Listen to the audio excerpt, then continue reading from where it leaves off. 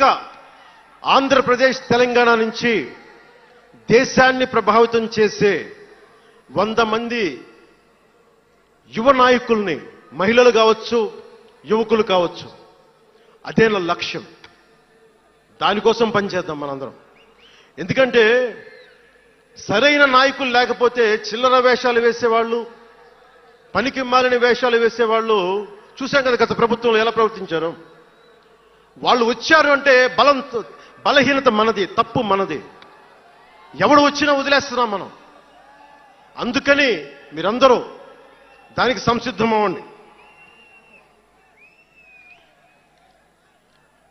ఇంకొక మాట వాళ్ళు మాట్లాడింది ఇందాక ఆ ఇంగ్లీష్ పత్రికలో, ఒకటి చె గువేరా గురించి మాట్లాడారు, దానికి సమాధానం చెప్పాను. ఇంకోటి ఏమంటారంటే Pawan Kalyan has suddenly become a Hindu defender, a Sanatani defender అని. Do have to become a defender for Sanatana Dharma? It is within my blood. I don't have to prove it. ఈరోజు today maybe you might be seeing it today. Always I had it in my blood.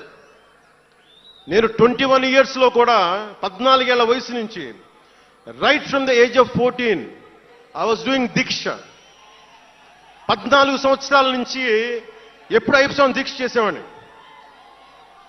మొన్నే మా అన్నయ్య, మా నాగబాబు, మా అమ్మ, నేను ఒక photo చూపించారు ఎవరో. నేను కాషాయ బట్టలో ఉన్నా. మా అన్నయ్య, మా పెద్దన్నయ్య, మా చిన్నయ్య, మా పెద్దన్నయ్య, మా అమ్మ నవ్వుతూ ఉన్నారు. నేను ఈ ఫోటో ఎలా పెట్టానంటే ఏంటి జీవితం, వైరాగ్యంతో ఉండేవాడు. అంటే నేను నా ధర్మం మీద నాకు అంత గౌరవం. సో నాకు మీరెవరూ కొత్తగా సర్టిఫికేట్లు ఇవ్వాల్సిన అవసరం లేదు. నేను మీకు ప్రూవ్ చేసుకోవాల్సిన అవసరం అంతకంటే లేదు. అంటే చిన్నప్పుడు ఎలా ఉండేయండి పరిస్థితులు, ఏదైనా మాట్లాడదాం వీళ్ళందరితో అంటే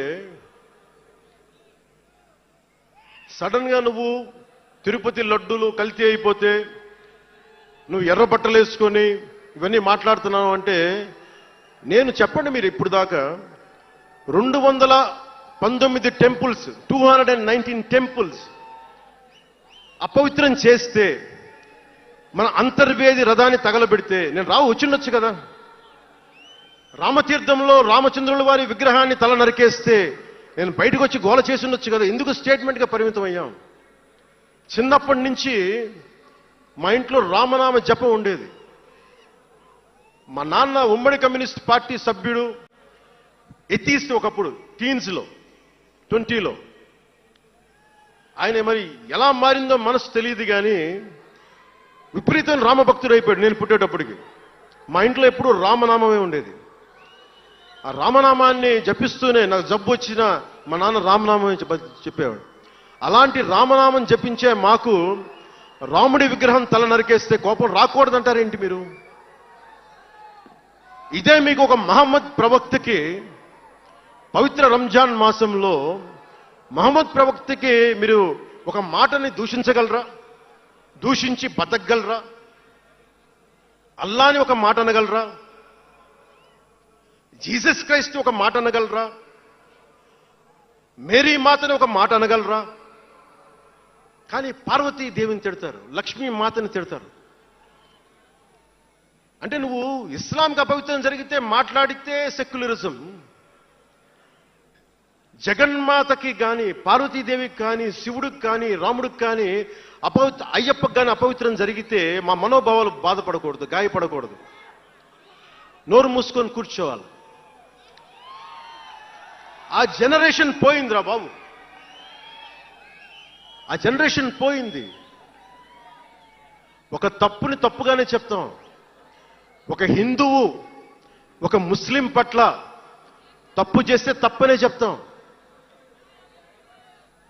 ఓల్డ్ సిటీలో ఉండే ఒక నాయకుడు 15 నిమిషాలు కళ్ళు మూసుకోండి, పోలీసుల్ని మేము హిందువులకి ఏంటో మేము చూపిస్తామంటే అది తప్పు పట్టకూడదంటే ఎట్లా? అది మతోన్మాదమా? ఏం మాట్లాడుతున్నారు మీరు? బతుకమ్మ బతుకమ్మ బతుకమ్మ అని చెప్పి బతుకమ్మ పాటని మీరు వెటకారం చేసి ఓల్డ్ సిటీ నాయకుడు మాట్లాడితే దాన్ని డిఫెండ్ చేసుకోవటం హిందూ అహంకారం అంటే నేను ఏం చెప్పను నేను? అంటే అల్లాహకు ఒక న్యాయం,